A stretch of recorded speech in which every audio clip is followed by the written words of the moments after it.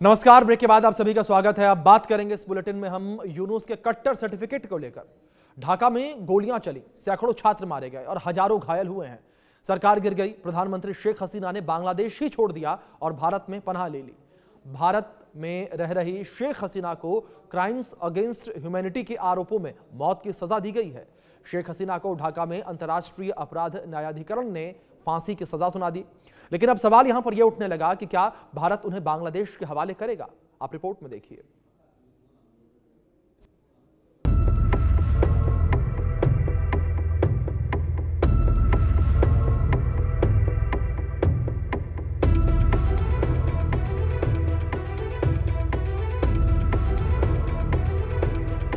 शेख हसीना, जो कई बांग्लादेश की सबसे शक्तिशाली आवाज थी, भारत के संरक्षण में गुप्त ठिकाने पर अपने राजनीतिक भविष्य और जीवन के अगले अध्याय का इंतजार कर रही है। लेकिन इसी बीच ढाका की इंटरनेशनल क्राइम्स ट्रिब्यूनल ने उन्हें हत्या के लिए उकसाने और हत्या का आदेश देने के लिए मौत की सजा सुनाई है।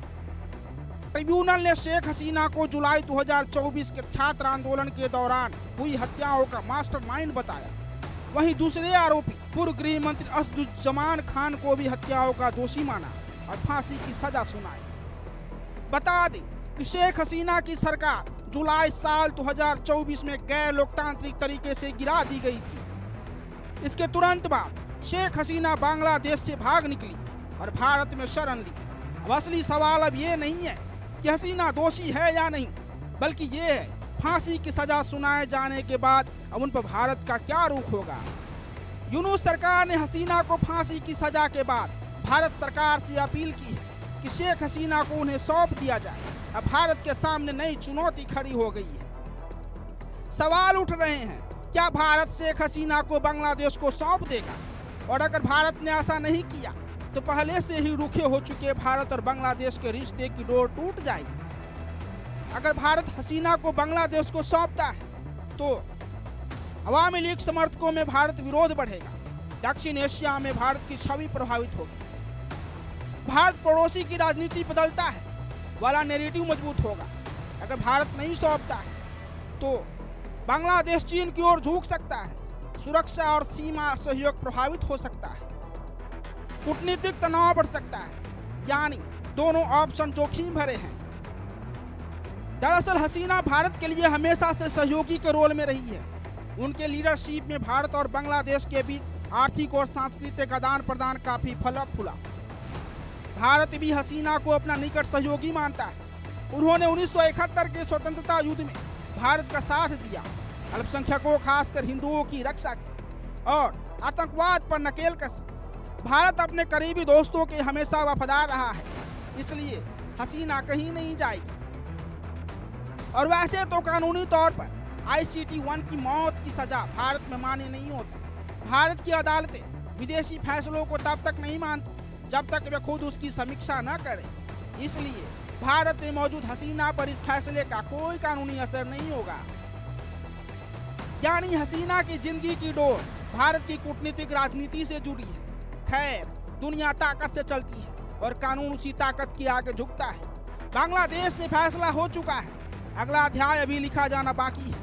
Bureau report, India news.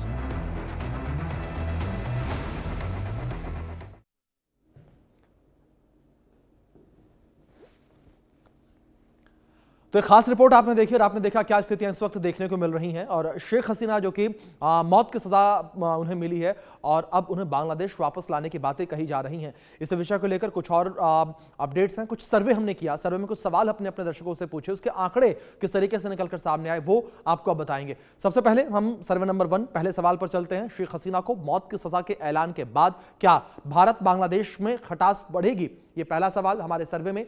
इसके आंकड़े किस तरीके से निकलकर सामने आए वो अब आपको बताते हैं। हमने 3 ऑप्शन रखे, हां नहीं कह नहीं सकते, और इसके आंकड़े निकलकर सामने आए।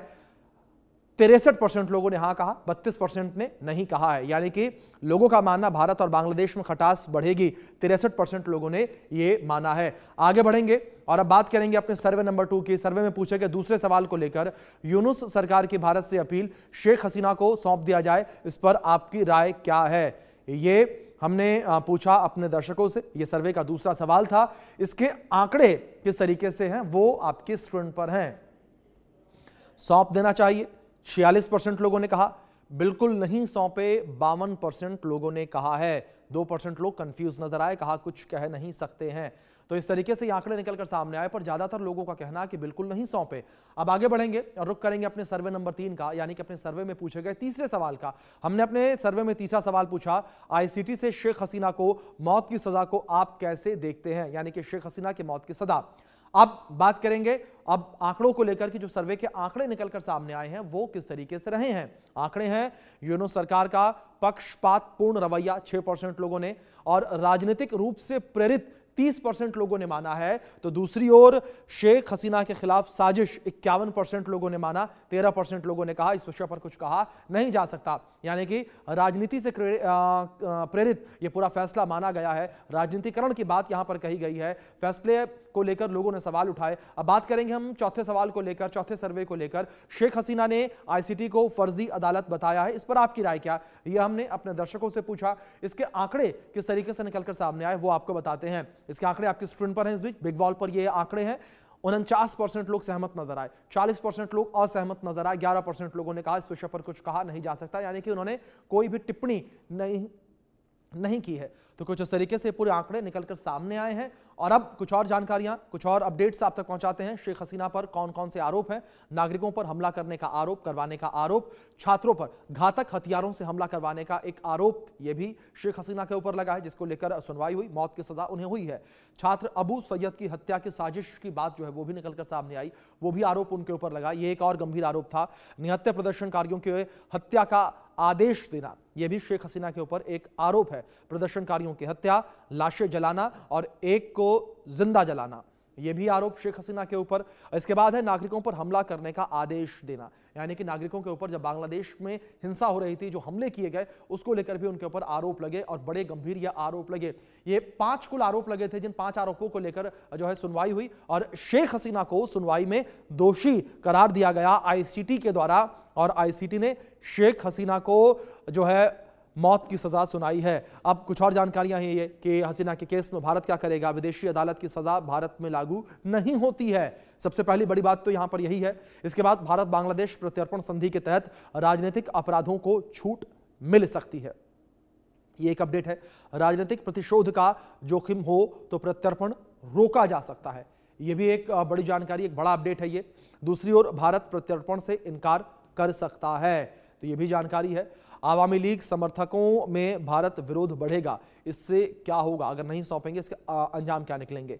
दक्षिण एशिया में भारत की छवि प्रभावित हो सकती है अगर भारत शेख हसीना को नहीं सौंपता। भारत पड़ोसी की राजनीति बदलता है वाला नैरेटिव मजबूत होगा अगर भारत शेख हसीना को नहीं सौंपेगा। बांग्लादेश चीन की ओर झुक सकता है, ये भी एक बड़ा पॉइंट है जो कि पहले से ही उसका झुकाव देखने को मिल रहा है। सुरक्षा और सीमा सहयोग प्रभावित हो सकता है, तो यहां पर इस तरीके से कई